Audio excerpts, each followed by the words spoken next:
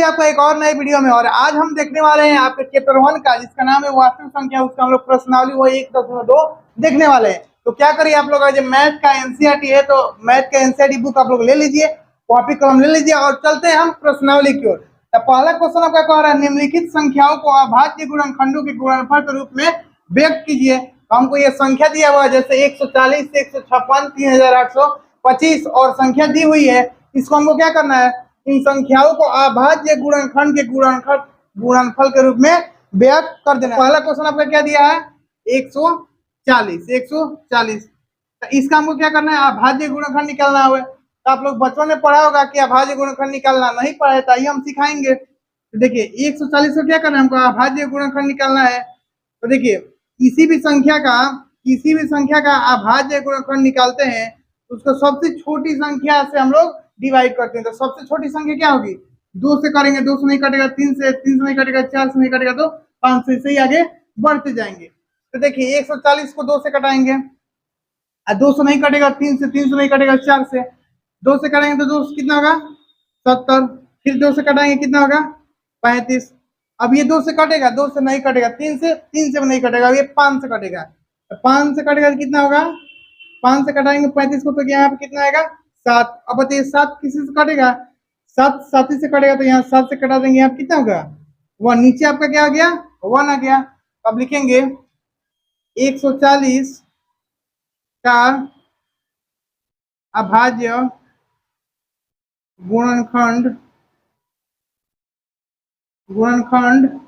कितना होगा जी, जल्दी बताइए। तो अभाज्य गुणनखंड देखिए 140 का अभाज्य गुणनखंड, जिन जिन संख्याओं से 140 कटा है उसको हम लोग गुणा में लिख देंगे। तो किससे कटा है, 2 2 5 7 1, तो लिख देंगे 2 गुणे 2 गुणे 5 गुणे 7। यही आपका क्या हो गया, आंसर हो गया। यही आपका क्या हो गया, आंसर हो गया। या एक और आंसर हो सकता है, आप बताइए इसमें कौन सी संख्या है जो 2 बार है, 2 बार है, तो इसको लिख सकते हैं 2 के पावर 2 इंटू 5 गुणे 7। ये भी आपका क्या हो गया, आंसर हो गया। तो इसको क्या करिए आप लोग नोट करिए, एक को हम लोग नहीं लिखते हैं एक गुणनखंड में, क्योंकि किसी भी संख्या से एक में गुणा करेंगे तो एक ही होगा। चलिए पहला आ गया। अब सेकंड नंबर क्वेश्चन आपका क्या है, 156। सेकंड नंबर क्या दिया है आपका 156। चलिए सेकंड नंबर का क्वेश्चन आपका सॉल्व कर रहे हैं। 100 क्या हो गया 156। तो देखिए 156 कैसे कर देंगे। अब देखिए सबसे पहले हम बताएं कि सबसे छोटी संख्या से भाग देते हैं, तो 2 से भाग देंगे। देखिए 2 से भाग करने का हम तरीका आपको बता दे रहे हैं। किसी भी संख्या के इकाई स्थान पर अगर 0 हो, 2 हो, 4 हो, 6 हो, 8 हो, तो संख्या 2 से विभाज्य हो जाएगी। इकाई स्थान का मतलब क्या है, जो लास्ट में है, जो यहाँ पे, और ये किसी भी संख्या के लास्ट वाला अंक 0 2 4 6 8 रहे तो संख्या 2 से विभाज्य हो जाएगी। तो यहाँ पे बताइए इकाई स्थान पे क्या है 6 भाई, इसका मतलब क्या संख्या 2 से विभाज्य हो जाएगी। तो इसको हम करते हैं, तो कितना होगा 2 से 156 में भाग देंगे तो कितना होगा 78। फिर 2 से भाग देंगे इसमें तो कितना होगा 39। अब बताइए 39 तो 2 से कटेगा नहीं, 3 से कटेगा, तो 3 से कटेंगे तो कितना हो गया यहाँ पे 13। अब बताइए 13 किसी से कटेगा, 13 से ही कटेगा, तो यहाँ पे लिख देंगे 13। यहाँ पे क्या आ गया 1 आ गया। अब देखिए अब लिखेंगे 156 का अभाज्य गुणनखंड। बताइए तो क्या क्या लिखेंगे, हमने क्या बताया था 156 जिन जिन संख्याओं से कटा है उसको हम लोग गुणा में लिख देंगे। तो यहाँ पे क्या लिखे, देखिए इधर भी आप लोग कॉपी में इधर लिखिएगा, इधर स्पेस नहीं है इसलिए हम नीचे लिख रहे हैं, क्योंकि 3 नंबर क्वेश्चन भी यहाँ पे बनाना है। तो देखिए क्या हो गया, बताइए किन किन से कटा है, 2 गुणे 2 गुणे 3 गुणे 13 हो गया। तो अब बताइए कोई ऐसी संख्या है जो 2 बार है, कोई ऐसी संख्या दिख रहा है जो आपको 2 बार है, तो 2 बार है तो 2 के पावर 2 लिख सकते हैं, 2 के पावर 2 इंटू 3 इंटू 13। यही आपका क्या हो गया आंसर। आंसर ये भी हो सकता है और आंसर ये भी हो सकता है। इसको आप लोग क्या करिए, दोनों क्वेश्चन को, चलिए एक इसको भी हम सॉल्व कर देते हैं। अब देखिए नहीं, इसको आप लोग दोनों क्वेश्चन को पहले नोट करिए। 3 नंबर क्वेश्चन, इसको हम क्या करेंगे, आप बताइए यह किससे कटेगा। 2 से तो कट नहीं रहा है, क्योंकि इसका इकाई स्थान पर क्या है ना, ये 0 2 4 6 8 नहीं है। देखिए 3 से आप देखेंगे तो 3 से कटाने का नियम बता दे रहा है। जितनी भी अंक है ना, जैसे 3 8 2 5, इस सभी को जोड़िए, 8 3 11 13 5 18 या सभी अंक को जोड़ेंगे। अगर जी किसी भी संख्या का योग अगर 3 से कट जाता है तो वो संख्या 3 से कट जाएगी। तो 8 3 11, 11 2 13 5 18, 18 बताइए 3 से कटेगा। इसका मतलब कि यह जो संख्या है 3825 से क्या होगा, 3 से कटेगा। तो 3 से कटाएंगे तो इसको कितना होगा बताइए तो। 3 से कटाएंगे तो कितना होगा, 3 एकम 3, 3 दूना 6, और 7 त्रिका 21, और 5 तिहाई 15, यानी 3 से कटेंगे तो 1275 होगा। अब फिर इसको देखेंगे 3 से कटेगा कि नहीं। 2 1 3, और 3 7 10 5 15, 15 3 से कटेगा। इसका मतलब ये 1275 भी 3 से कटेगा। तो 3 से इसको भाग देंगे तो कितना होगा, 425। अब बताइए 3 से कटेगा, 4 2 6 5 11, 11 3 से तो नहीं कटेगा। इसका मतलब ये 3 से नहीं कटेगा। 4 से भी अब ये नहीं कटेगा, 5 से कटेगा। तो 5 से कटेंगे तो कितना होगा, 8 5 40, और 5 5 25, यानी 85 मुहूर्त में कटेगा। अब फिर ये 85 किससे कटेगा, देखिए यहाँ पे 5 आ गया ना, तो अब इसको हम 3 से नहीं कटाएंगे। क्यों, क्योंकि यहाँ पे जिस संख्या से कटा दिए, या तो इसी से कटाएंगे, नहीं इससे ऊपर वाली संख्या से कटाएंगे। इसको भी आप लोग ट्रिक याद रखिएगा। ये नहीं कि आप सोचिएगा कि ये 2 से कटेगा कि नहीं, 3 से कटेगा कि नहीं। यहाँ पे हम लोग जिस संख्या से कटा दिया इसके पहले स्टेप में, उस संख्या से हमेशा ये नीचे या तो ऊपर ही वाली संख्या से कटेगा। तो यहाँ से ये फिर 5 से कटेगा, तो 5 से कटेगा कितना होगा, 17 5 से 50 से 17। अब बताइए 17 किसी से कटेगा, 17 किसी से नहीं कटेगा, 17 से ही कटेगा। तो लिख देंगे 17, यहाँ पे कितना होगा, 1 होगा। अब देखिए अब लिखेंगे इसका 38,250 का, सॉरी 3,825 का अभाज्य गुणनखंड, अभाज्य गुणनखंड बराबर क्या होगा, जल्दी बताइए तो। जिस संख्या से कटा है उसको गुणा में लिख देंगे। तो 3 गुणे 3 गुणे 5 गुणे 5 गुणे 17। अब बताइए यहाँ पे कौन सी संख्या है, कौन कौन जो 2 बार है, 3 2 बार है और 5 2 बार है। तो 3 के पावर 2 लिख सकते हैं, गुणे 5 के पावर 2, गुणे 17। यही आपका क्या हो गया, आंसर हो गया। यही क्या हो गया, आंसर हो गया। इसको आप लोग नोट करिए। 4 नंबर क्वेश्चन आपका क्या है, 4 नंबर क्वेश्चन है आपका 5005। चलिए इसको क्या करते हैं, ऐसे कर देंगे। अब बताइए कैसे कटेगा, 2 से तो कटेगा नहीं, नहीं कहीं एक्शन पे 0 2 4 6 8 नहीं है। 3 से नहीं कटेगा, 5 5 10, 10 भी 3 से नहीं कटेगा। 4 से भी नहीं कटेगा, ये 5 से कटेगा, 5 से कटेगा तो कितना हो जाएगा, 1001 हो जाएगा। अब हमको लग रहा है ये 7 से कटेगा, 7 एकम 7, 7 चौका 28 और 7 त्रिका 21। अब ये 7 से नहीं कटेगा, 9 से भी नहीं कटेगा। अभी हमको लग रहा है 11 से कटेगा। कितने से कटेगा, 11, 11 एकम 11, 11 तिया 33। ये 13 किससे कटेगा, ये 13 13 से ही कटेगा। तो यहाँ पे क्या आ जाएगा, 1 आ गया। अब लिखेंगे 5005 का, 5005 का अभाज्य गुणनखंड इक्वल टू कितना होगा बताइए तो। 5 7 11 13, 5 गुणे 7 गुणे 11 गुणे 13। अब बताइए इसमें कौन कोई ऐसी संख्या है जो 2 बार है, नहीं ना है। तो यही क्या हो गया, आंसर हो जाएगा। अब ये कोई संख्या 2 बार होगा तो उसको पावर में लिख देंगे। इसको आप लोग नोट करिए।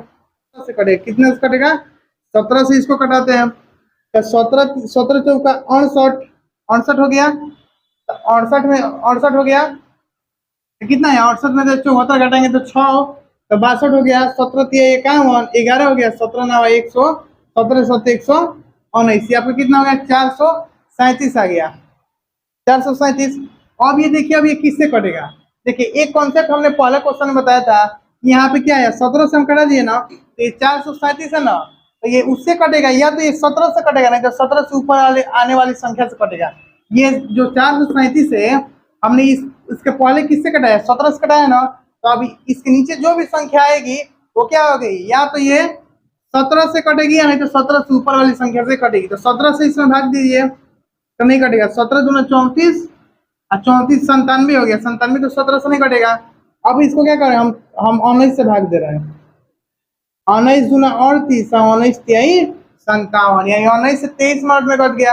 अब 23 किससे कटेगा, 23 से ही कटेगा। तो क्या आ गया आपका, 1 आ गया। यहाँ पे क्या आ गया आपका, 1 आ गया। अब लिखेंगे 74 29 का अभाज्य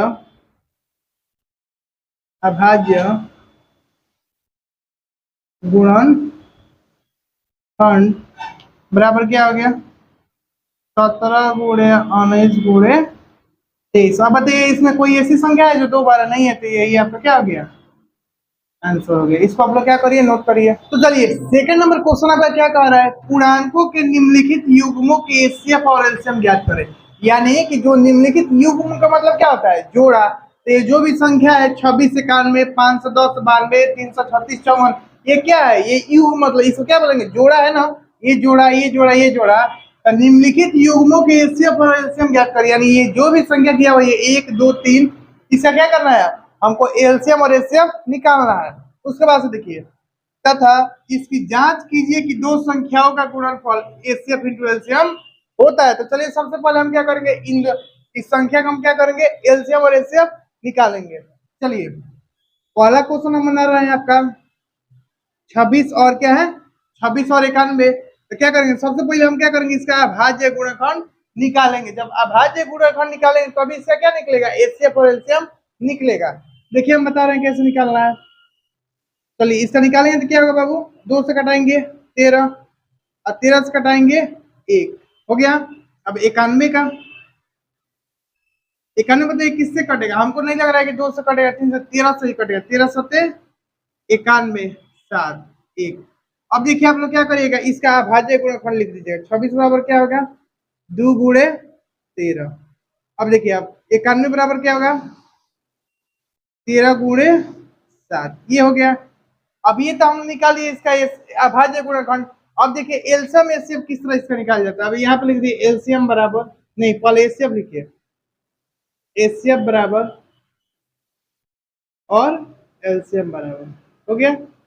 अब देखिए इसका एचसीएफ क्या होगा, तो जो संख्या इन दोनों संख्याओं में होगी वो क्या होगा एचसीएफ होगा। तो बताइए तो इसमें कौन ऐसी संख्या है जो दोनों में है, कोई दिख रहा है तो 13 दिख रहा है, क्या है 13 दिख रहा है। तो ये क्या हो जाएगा आपका ये हो जाएगा एचसीएफ, क्या हो जाएगा एचसीएफ। अब देखिए एलसीएम क्या करेंगे एचसीएफ जितना आया होगा उसको लिख देंगे 13 लिख देंगे। अब बताइए इसमें कौन सी संख्या 13 तो हमने लिख दिया, अब कौन सी संख्या इसमें बच रहा है 2 और 7। तो यहाँ पे लिख देंगे 2 गुणे 7। अब इसको क्या कर देंगे गुणा कर देंगे 13 दूना 26 गुणे 7 7 42 2 हाथ में 4 7 14 4 18 यानी बाबू इसका एलसीएम कितना आ गया 182। अब देखिए अब क्वेश्चन क्या कह रहा है तथा इसकी जांच कीजिए कि दो संख्याओं का गुणनफल बराबर एलसीएम इंटू एचसीएफ होता है। यानी दो संख्याओं का गुणनफल क्या हुआ, यानी दो संख्या कौन दिया है 26 और 91 दिया है, तो इन दोनों का गुणा कर देंगे और बराबर में देखेंगे कि इसका एलसीएम इंटू एचसीएफ बराबर होता है कि नहीं। तो यहाँ पे लिखिएगा दो संख्याओं का गुणनफल बराबर क्या होता है एलसीएम इंटू एचसीएफ हो गया। अब देखिए दो संख्याओं के गुणनफल यानी दो संख्याओं को गुणा करना है तो संख्या पे कौन है 26 गुणे 91 बराबर इसका एलसीएम बताइए तो कितना है 182। एचसीएफ बताइए तो कितना है 13। अब इसको क्या करिए इससे काट दिए 13 दूना 26 कितना हुआ 182 बराबर 182।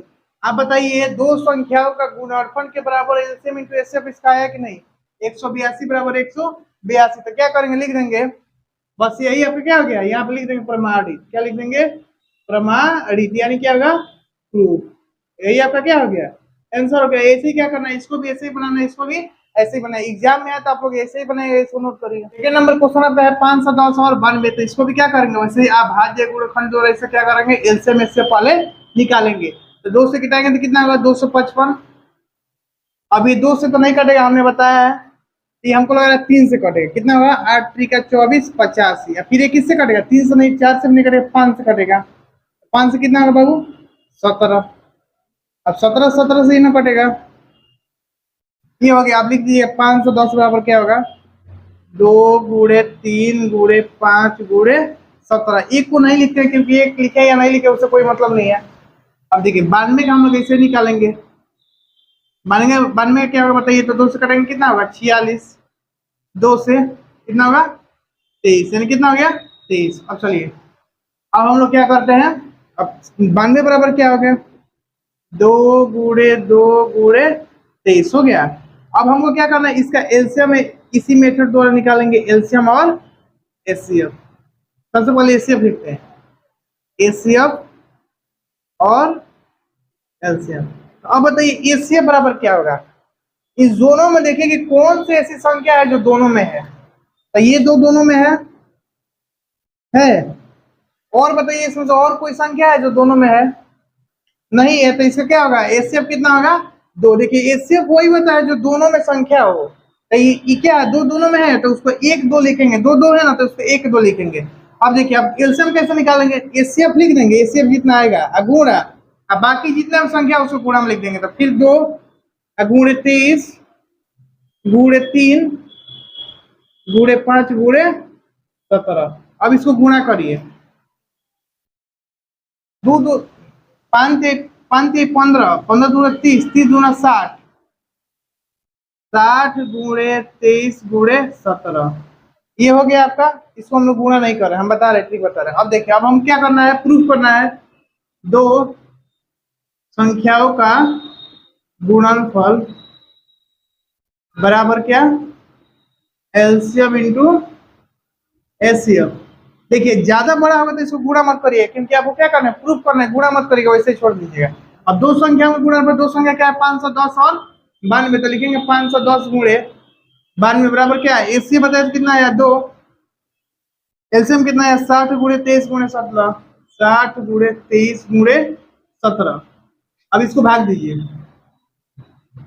23 चौका 92, 4 से कट जाएगा 15 हो गया।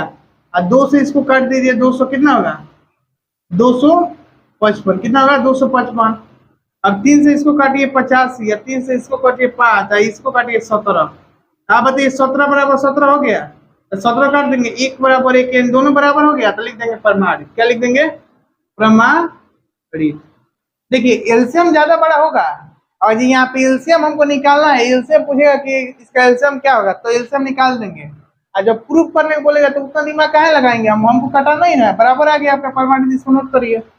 3 नंबर आपका क्वेश्चन क्या है, 3 नंबर का क्वेश्चन क्या है, 336 और 54, 336 और 54।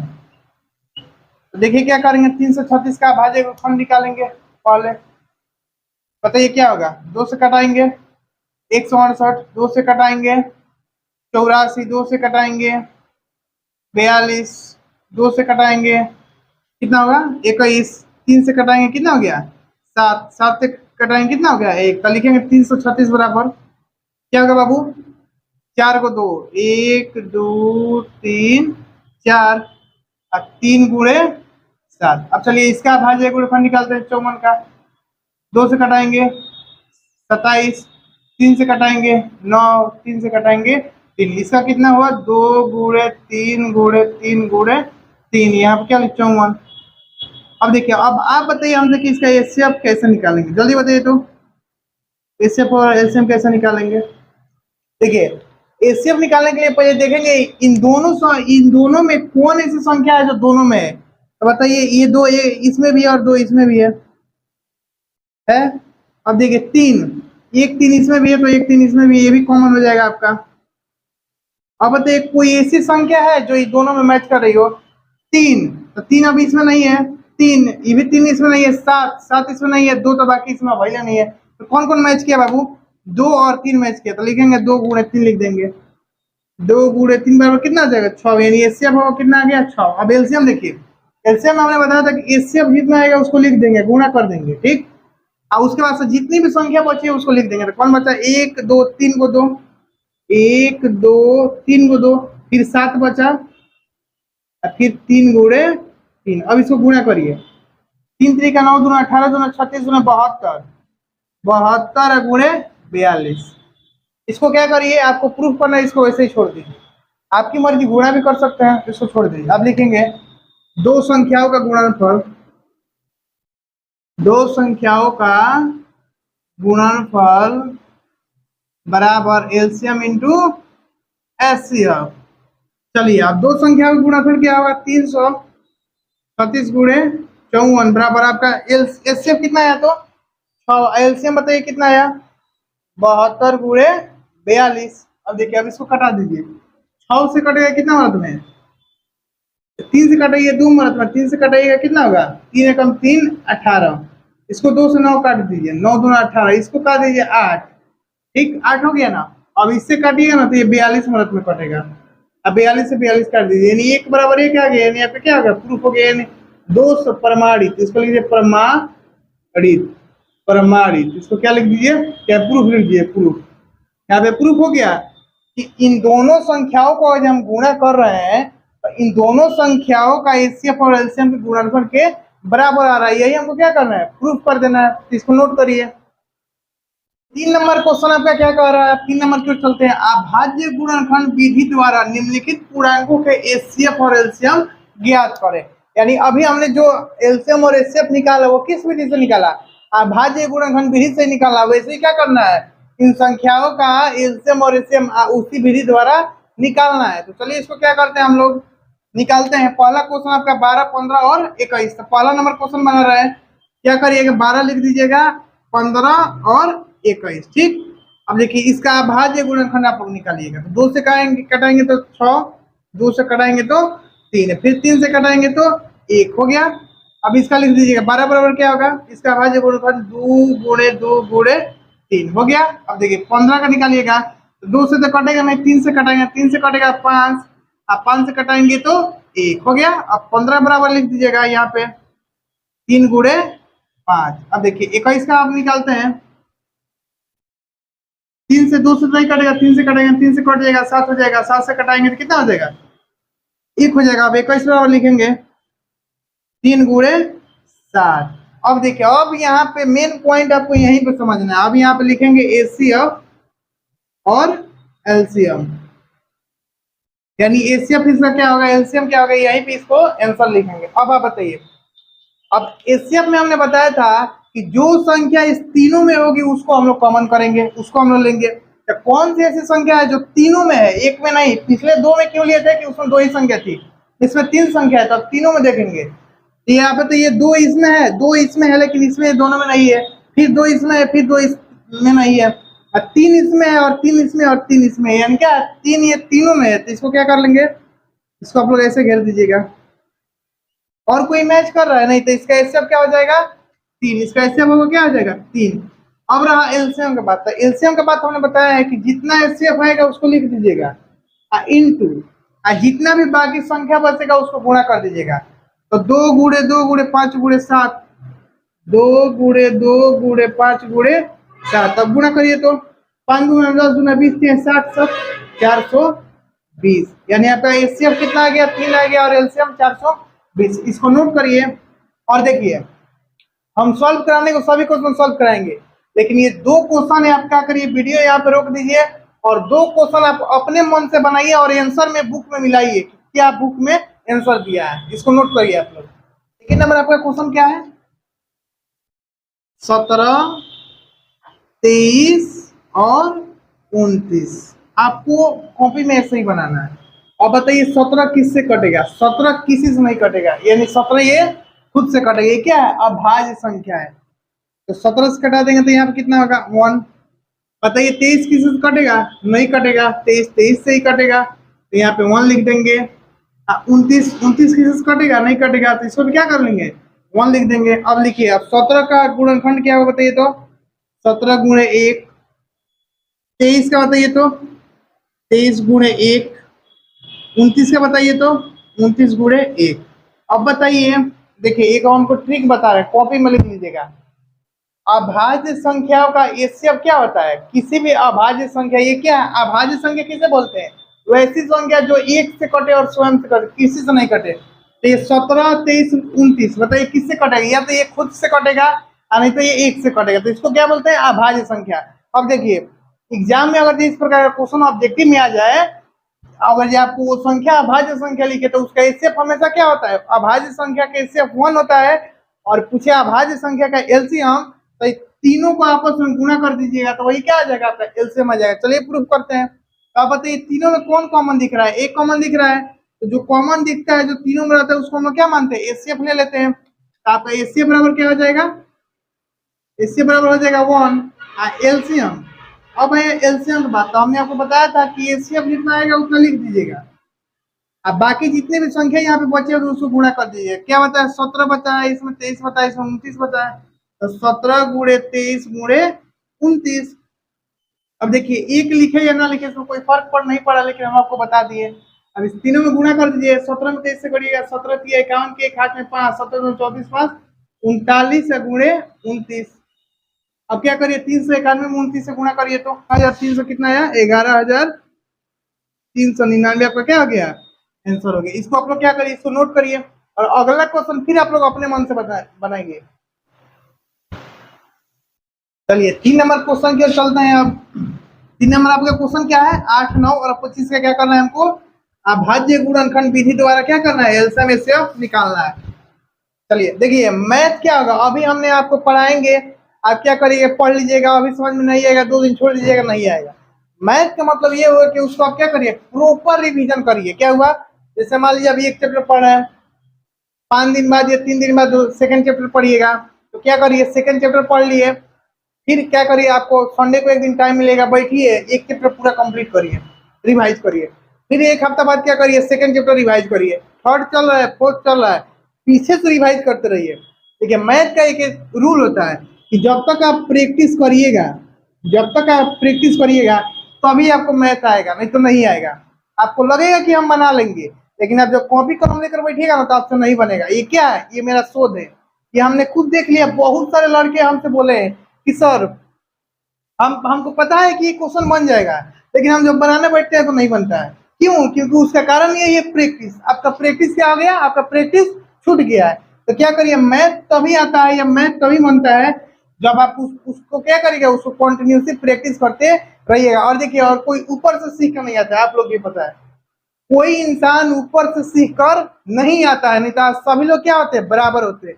जो सीखता है इंसान धरती पे सीखता है और यहीं पर सीखता है। और क्यों सीखता है, क्योंकि वो मेहनत करता है। क्या करता है, मेहनत करता है। तो मेहनत से कभी पीछे नहीं हटा जाता है, मेहनत से कभी पीछे नहीं हटा जाता है। आप बताइए, जो बिहार बोर्ड में जो लड़के लाते हैं 480 प्लस बिहार टॉपर, वो बताइए क्या है, उनके पास भी आंख है, उनके पास भी कान है, उनके पास भी 2 हाथ है, क्या हमारे पास नहीं है? तो आखिर हम क्यों नहीं ला सकते हैं? क्योंकि हम मेहनत ही नहीं करना चाहते हैं, मेहनत नहीं करते हैं।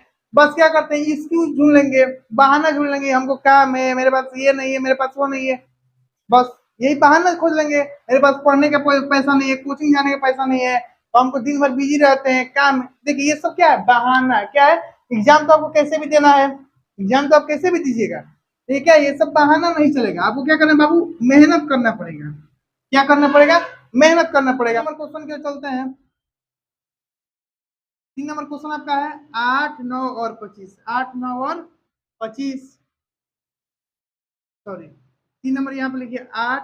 तो सबसे पहले 8 का हम लोग क्या करेंगे, अभाज्य गुणनखंड निकालेंगे। 2 से 4, 2 से 2, 2 से 1 हो गया।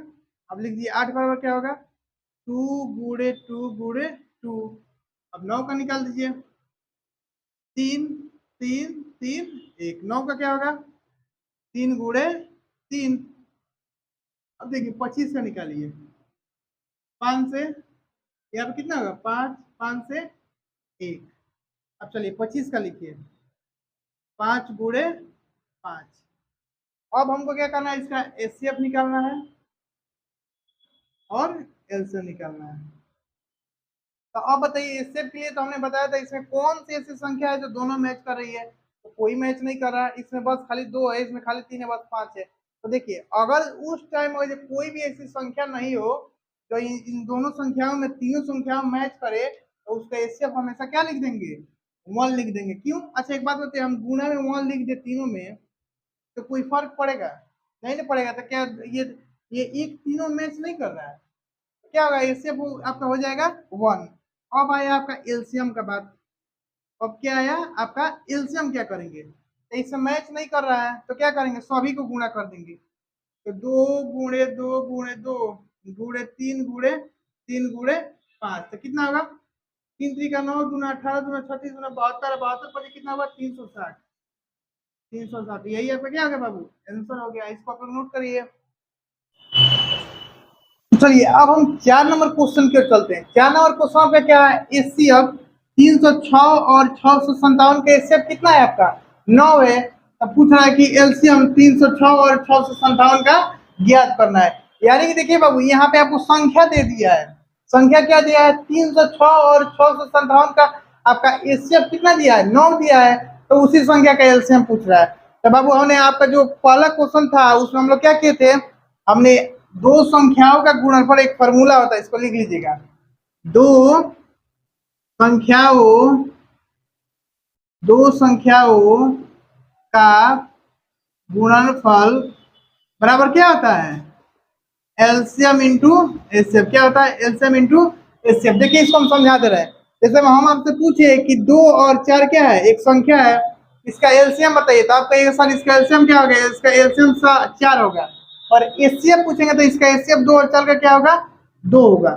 ठीक, तो अब बताइए फॉर्मूला होता है दो संख्याओं का गुणनफल बराबर एलसीएम इंटू एचसीएफ। यानी किसी भी दो संख्याओं को हम लोग क्या कर ले, उसका एलसीएम और एचसीएफ निकाल ले, तो उन दोनों संख्याओं का गुणनफल के बराबर क्या होगा, उसके एलसीएम और एचसीएम के गुणनफल होगा। तो 2 में 4 से गुणा कर दीजिए, यही ना दो संख्या लिए हैं हम लोग। अब बराबर ये दोनों संख्याओं के एलसीएम एचसीएफ कितना है 4 और 2 है, तो इसको भी गुणा कर दीजिए। तो बताइए 8 बराबर 8 आ गया। यानी जिस संख्या का हम लोग एलसीएम एचसीएफ निकाले हैं उन दोनों संख्याओं को गुणा कर देंगे तो उसके बराबर आएगा उसका एलसीएम और एचसीएफ भी गुणा करेंगे।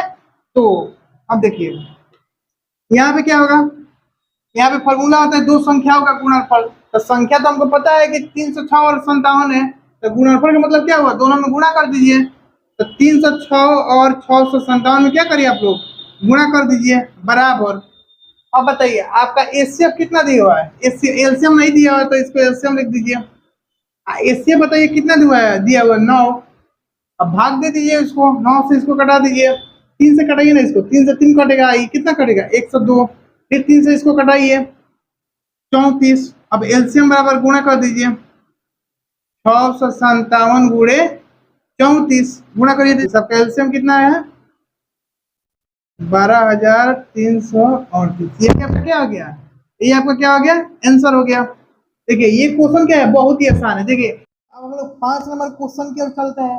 5 नंबर क्वेश्चन आपका जांच कीजिए कि क्या किसी प्राकृत संख्या n के लिए 6 की पावर n अंक 0 पर समाप्त हो सकती है या नहीं। यानी क्वेश्चन कहने का मतलब है कि 6 की पावर n है आपका, जैसे मान लीजिए 6 की पावर n है, अगर n के पावर में हम कुछ भी रखे 1 2 3 4 5 6 7 8 9, क्या इसके इधर इकाई स्थान पर 0 आ सकता है या नहीं। देखिए 6 के पावर इसमें आप कुछ रखे 6 के पावर 3 कितना होगा, 6 की क्यूब कितना होगा 216, 216। तो बताइए इसकी इकाई स्थान पर 0 आ रहा है नहीं आ रहा है। तो यही क्या कह रहा है कि आप हमको बताइए कि 6 के पावर n अंक, n के लिए 6 के पावर n अंक 0 पर समाप्त हो सकती है या नहीं।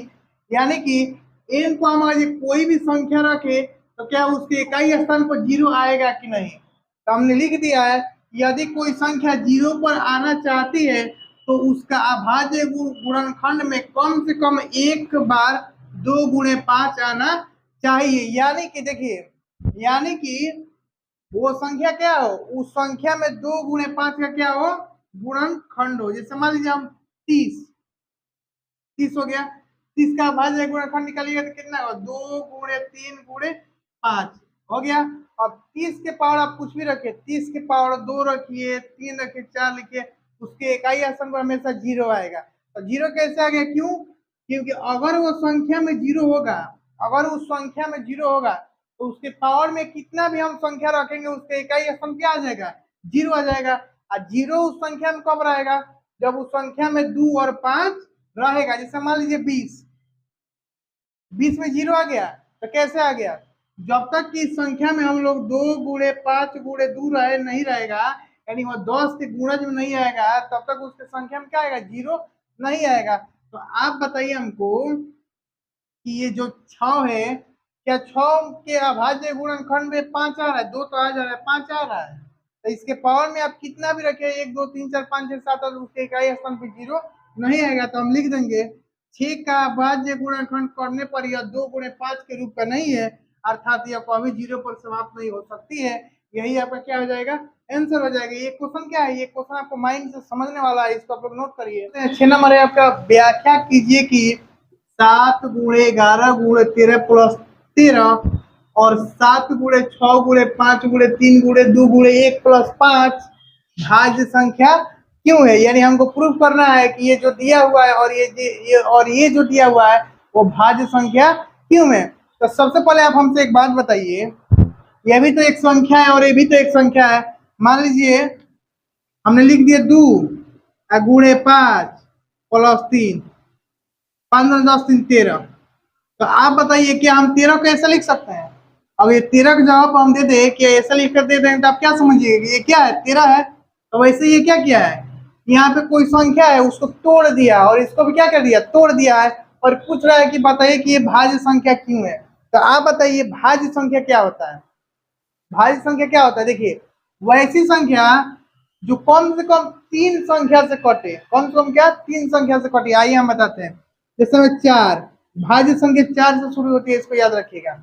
4 हो गया, 6 हो गया, 8 हो गया। हमने क्या बताया था, कम से कम वो 3 संख्या से कटे। तो आप बताइए 4 1 से कट सकता है, कम से कम 3 गो से कटना चाहिए। तो 4 में हम 1 से भाग से दे सकते हैं, 2 से भाग दे सकते हैं, और 4 को 4 से भी भाग दे सकते हैं। यानी ये जो 4 है वो कम से कम 3 संख्या से कट रहा है ना।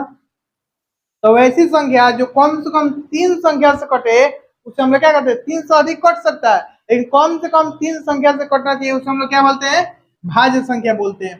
तो भाज्य देखिए अगर आपसे पूछे कि सबसे छोटी भाज्य संख्या क्या होती है तो 4 होती है। इसको भी आप लोग नोट कर लीजिएगा। तो चलिए यहाँ पे क्या कह रहा है, हमको बस पता करना है कि यह संख्या भाज्य संख्या क्यों है। तो आइए हम बताते हैं। देखिए यहाँ पे लिख दीजिएगा 7 × 11 × 13 + 13। अब उधर क्या है आपका 7 × 6 × 5 × 4 × 3 × 2 × 1 + 5। अब इसको क्या करिए, यहाँ पे 13 दिख रहा है, इधर 13 कॉमन ले लीजिए।